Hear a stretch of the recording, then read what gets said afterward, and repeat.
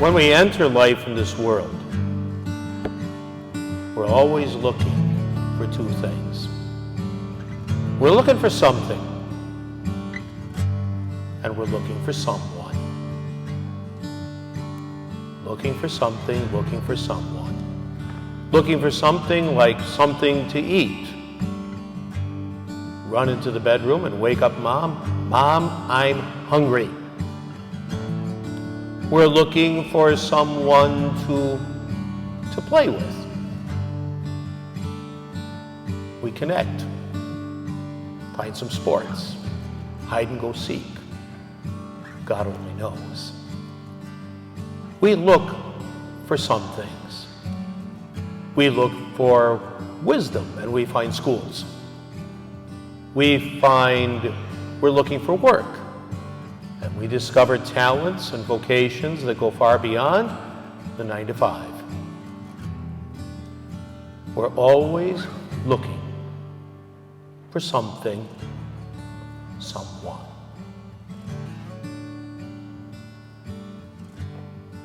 But you know, the most important thing we look for is love.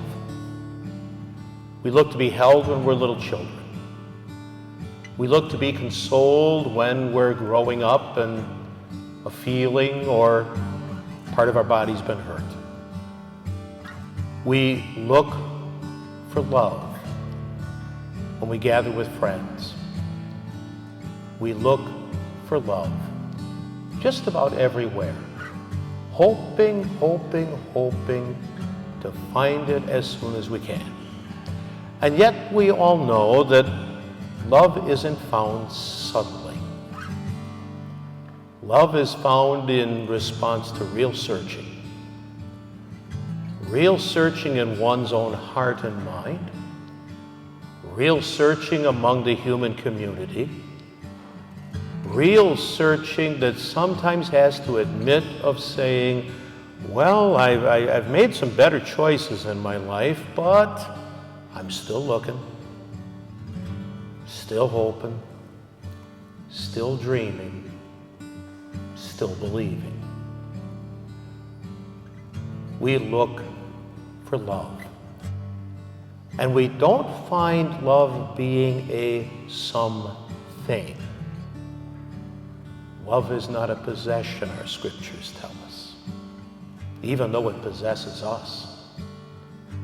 Love is not something like other stuff in the world. It is the stuff of which the world is made. Dearly beloved, Alex and Jesse, you've come together into the house of God's church. So in the presence of the church's ministry and the community of faith, your intention to enter into marriage may be strengthened by the Lord with a sacred seal. For Jesus Christ abundantly blesses the love that binds you. And through this special sacrament will enrich and strengthen those he's already consecrated by holy baptism, that they may be faithful to each other forever and assume all the responsibilities and share every joy of married life. And so in the presence of the church, I now ask you to state your intentions. Alex and Jesse, have you come here to enter into marriage without coercion, freely and wholeheartedly? If so, each in turn say to the other, I have. I have. And are you prepared as you follow the path of marriage to love and honor each other for as long as you both shall live? If so, please say each to the other, I am. I am. And are you prepared to accept children lovingly from God and to bring them up according to the law of Christ and his church? If so, please say, I am. I am.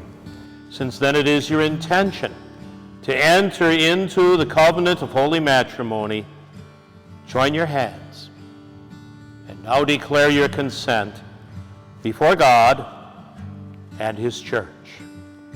Alex, do you take Jessie to be your wife, and do you Promise to be faithful to her in good times and in bad, in sickness and in health, to love her and to honor her all the days of your life. If so, please say, I do. I do. And Jesse, do you take Alex to be your husband?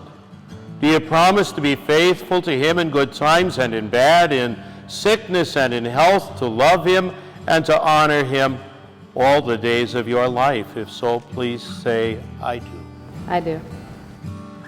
Then may the God of Abraham and Sarah, the God of Isaac, the God of Jacob, and the God of our patriarchs and matriarchs from ages past, the God who joined together our first parents, Adam and Eve, in paradise, may that God strengthen and bless you in Christ, strengthening and blessing the consent you've declared before the church, so that what God joins together, no one may put asunder.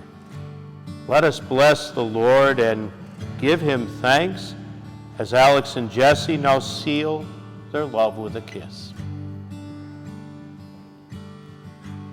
And now it's my honor and your pleasure and our joy together as church to welcome God's newest somebodies for each other in his name, in your families, in your friendship, in this world. True companions for life. Please welcome Mr. and Mrs. Alex and Jesse Schultz.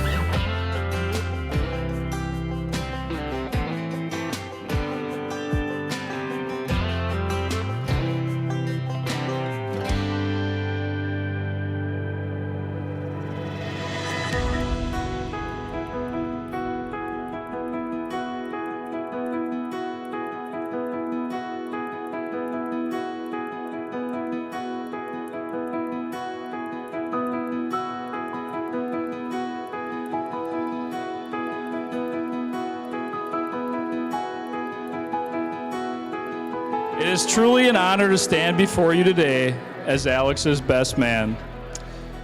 I get to return the favor as no longer than 10 years ago, about a week before this, Alex stood here before me as my best man. Today is an extra special day because I turned 25 today. No, I'm just kidding. We're here to celebrate Alex and Jess. But honestly, it is my birthday, so feel free to buy me a shot at the bar.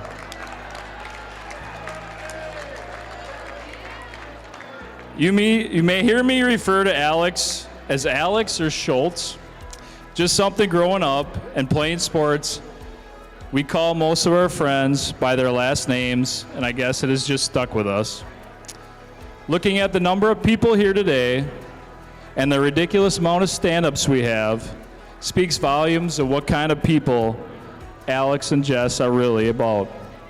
Both have a very strong group of friends that have been together for over decades. Family and friends.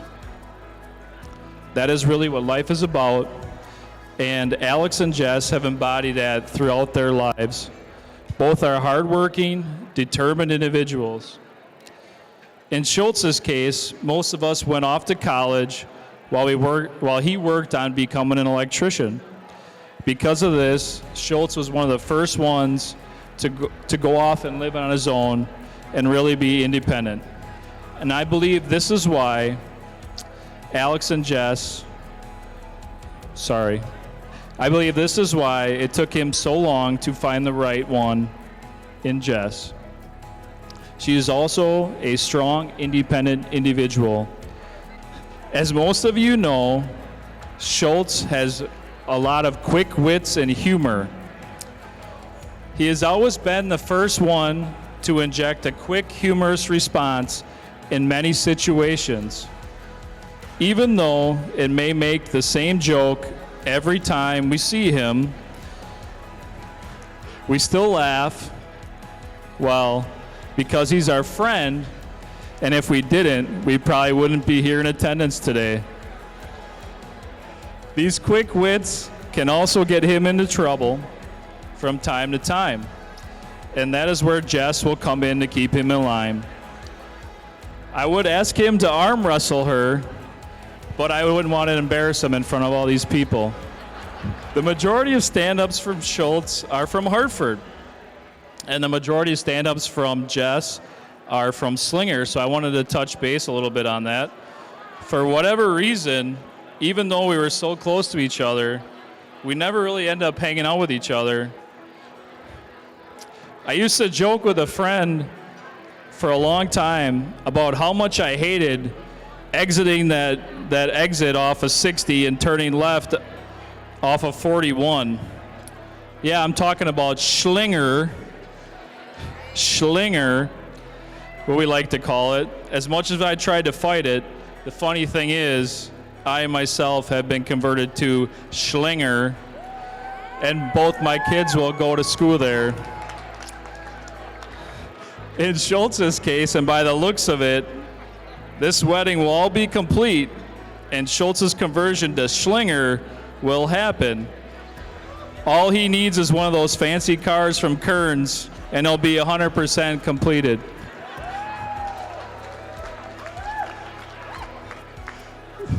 The rumor is that they've stood up in a combined 50-plus weddings, and now it is finally time for them to turn the knot, or tie the knot.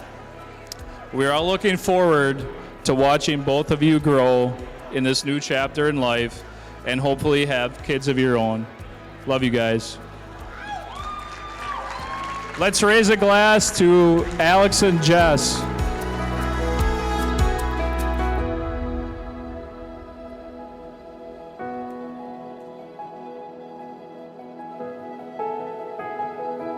So I could ramble on for days about Jessie, but I'll try to keep it short and sweet, like I do my lessons in school, under 83 minutes.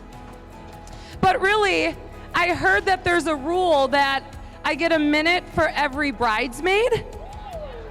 No, I'm just kidding. I think I just made that up. So I suppose I should probably start by introducing myself for those who don't know me. I'm Jill. Hi.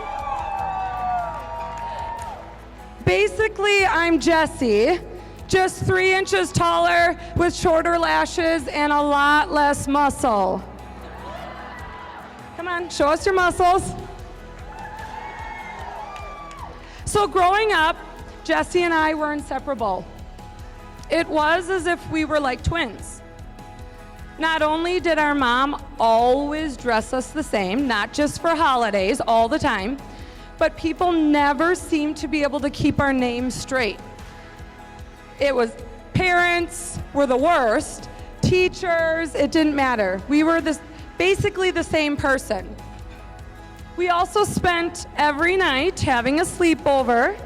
We preferred to share a room and even share a bed, even though we had our own bedrooms. And we were so similar, almost the same person, that we often got the same consequence for even one person committing the crime. Like when Jessie dialed 911 from the payphone at Slinger Park, not once, but twice. You should have seen the look on my mom's face when the officer tapped her on the shoulder and asked her if this little girl was hers.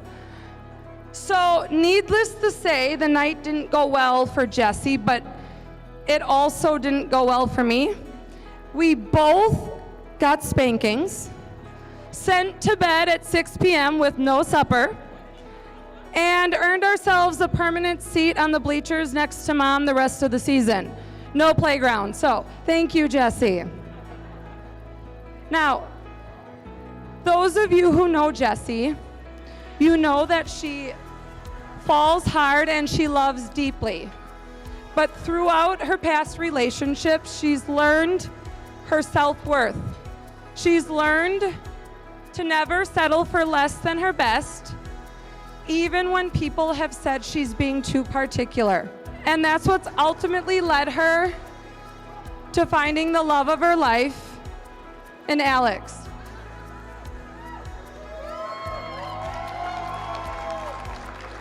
In Alex, she's found someone who puts her own needs and wants in front of her own. She's found someone who puts the same amount of passion and effort into the relationship that she does. And she found someone who appreciates her always, not just when it's convenient. Alex, I can see it in your eyes how much you love her and in the words that you speak about her. So Alex, I'm going to leave you with just a few words of advice as you start your life with my sister, because I do feel like I know her pretty well. 1, remember to always say those 3 special words to her every day. You are right. I mean, I love you. And whenever you're wrong, be a man and admit it. And whenever you're right, say nothing.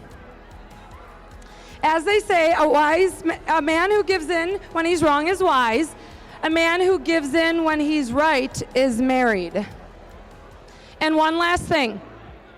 Don't ever expect to get the last word with Jessie. I love you guys so much, and I can't wait for what this next chapter of your lives will bring. Please raise your glasses and in honoring the happy couple, Mr. and Mrs. Schultz.